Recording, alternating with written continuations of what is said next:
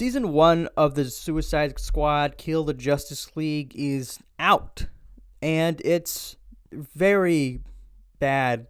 I would like to say that, oh yeah, this is now worth getting. I mean, it's $35 on the Xbox Spring Sale, and maybe the PlayStation one. I don't know. I haven't checked that one, but it's discounted, right? Pretty cheap. And I said in my review, oh, maybe now if it's on $40, people might want to play it now, and not with an update like this. Okay, so let's get this. All right. Let's talk about the Battle Pass. Paul Tassi, who is the the video games journalist for Forbes, he published an article on April 5th, 2024, called "Suicide Squad: Kill the Justice League's Battle Pass can be finished in just 1,500 missions." And basically, his article mathematically breaks down everything. There's 75 levels on the Battle Pass, and it's 1,000 Battle Pass experience points just for one rank of the Battle Pass to go up. So you have to then grind to get this Battle Pass done, like really grind for it, because you only get 50 Battle Pass points from completing any mission in the game, which is what he wrote. And he then writes, it would take 1,500 missions to reach 7,500 XP, and at 5 minutes per mission, that's 125 hours. This is not including loading or traveling between missions, so it's probably closer to 200 hours in total. And completing any daily bounty that you get from when you log in, those are 350 Battle Pass experience points each. So if you log in and only do those, it would still take 71 days of logging in every day just to beat those. That's the math that Paul Tassi has done in his article, and this is great coverage. His coverage of the game has been pretty great, pretty fair, I think, to the game, unlike some other journalists who, every time something Suicide Squad comes out, it's never it's always on the negative side. And I think he's been more middle of the road. He's done builds for characters. He's followed this pretty closely. So I'd say if you want news on the Suicide Squad game, Paul Tassi's his coverage is pretty good of it. And then he also writes, you can get 500 XP for shooting the drones every single day. Their spawn rates are pretty poor. Sometimes they don't spawn in at all. Today, I believe he's talking about the drones that you get the Aaron cash drops from. Though sometimes those things don't spawn in at all, and sometimes 5 spawn in at once. And it doesn't make sense. Apparently, your streak can break really easily because the game has some sort of glitch, and this is, as he writes, and the system often breaks and resets your streak, or sometimes it can just skip days. So that's great. So that Battle Pass, by the way, is it worth even grinding? Is it worth investing those? No. No, it's not worth investing hours into, in my opinion. The Wayne Tech skins are all right, but they're not great. But also, they just completely omitted Captain Boomerang from the Battle Pass. He's got some emotes and voice lines, but who logs into a video game to play their favorite character and goes, "Oh, I can't wait to get a new emote or voice line"? I don't ever use those. The only time I can ever think that emotes were ever popular in a game that I played was Destiny 2 or Overwatch. Those are not good selling points to your Battle Pass. Skins, that's what people want to get from a Battle Pass. They want skins. The only good thing you get from this Battle Pass is it does do the COD points with the Luthor points, Lex Luthor coins or whatever they're called. You can get enough of those back from completing the Battle Pass, and you can buy the next Battle Pass with them, or you could buy a skin pack, which is 1,000 Battle Pass coins, which is $10. Also, Joker's technically not free. He's also $10 if you want to get him before killing the Brainiac. Or you could grind for a long time. I think I played 8 hours yesterday, and then I got Joker. That was my whole day yesterday was playing this game. Is the story any good? No, it's forgettable. It's kind of glitchy, actually. I had Joker talking to me like he was in combat during incursions, and he wasn't there.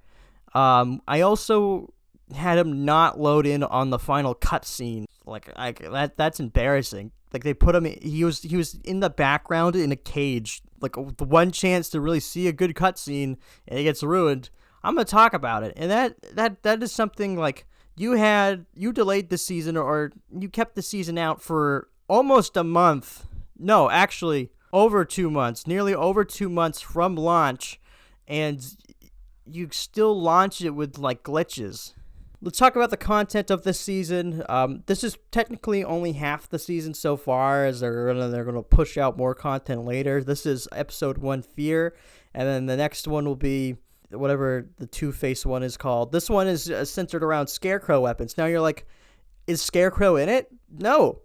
Scarecrow is not in the season that's named after him, or at least his villainous archetype. It uses his face. It uses his face from Arkham Knight. He's there in the picture. Nowhere to be seen. Just Scarecrow guns, because as everybody knows, Scarecrow loves using guns.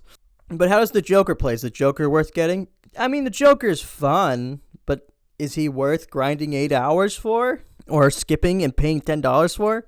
No. But no, you have to grind like a bunch of incursions to get them, and some of these incursions are fun or like different. At least they put in like the fun incursions, like the horde mode or the destroying the cannon. And how's the Brainiac boss fight? Well, this time he turns into Green Lantern, and it actually ruined the best boss fight from the base game, because the Green Lantern arena in the base game is a lot smaller, so it's a lot more manageable. But in this version, it's Brainiac as Lantern, and he is obnoxious. The arena is really big, and the game knows that because it has to put a little Brainiac marker on the Brainiac Green Lantern, and it's awful to deal with because you have to like break his shield, and then you shoot him a little, and then he recharges his shield, and then you always have to go and break his shield again. And at one point there's Terminaut tanks and Terminauts swarming you and knocking you all around, and it's very frustrating. My overall rating for this season is going to be a 5 out of 10, and my current score for Kill the Justice League is going down from a 7 to a 6, because this is ridiculous. And at this point, I don't even think Warner Brothers wants this game to succeed. I mean, there's hackers with Deathstroke already, so that's pretty embarrassing. I think we should all be aware that we might not even see Deathstroke in this game, and if they do release Deathstroke, it's not going to be until like January 2025. And at that point, who cares about this game? Who's going to be defending this game anymore? It's certainly not me. After this, I gave this game a fair shot. I gave it a fair score from what I liked it. But like, this is embarrassing. And I'm not going to keep defending it. I'll keep reviewing it maybe if the next season looks any better, and like play the new character, but I'm not going to be like, oh yeah, no, give this game a chance. This game clearly doesn't want to put in the effort for people to give it a chance. I just don't understand. Like, what are you going to do? Why do you launch a game like this and then get hit with a lot of criticism, and then you just don't act upon that criticism? The first thing people should do when their live service games gets a majority of negative criticism is to take a step back and think of what they can rework. Now, I get that the season of the Joker, that was pretty much already going to come out no matter what. But I don't know. Something about it just made it feel like, oh, yeah, maybe something's coming out. But this was radio silence for like weeks. Final Fantasy VII Rebirth was like making headlines. And then they were like, oh, yeah, by the way, we're going to release the Joker season after Dragon's Dogma 2 comes out. Now, you might be like, not everyone's going to play Dragon's Dogma 2. Rise of the Ronin also came out.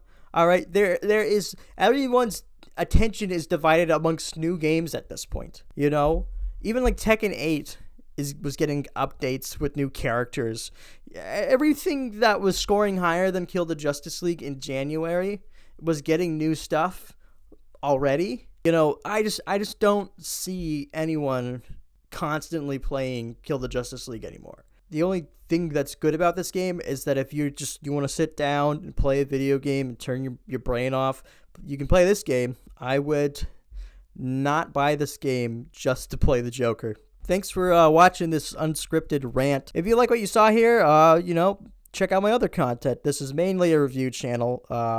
I might make other stuff, but right now I just review video games and talk about them. I just released a review of Dragon's Dogma 2, and I have like videos on other games, like old games. Sometimes I cover Suicide Squad again, because in my review I said I would cover some of the bigger updates. And yeah, I'm going to be true to my word on this, at least for this one. So yeah, thanks for stopping by.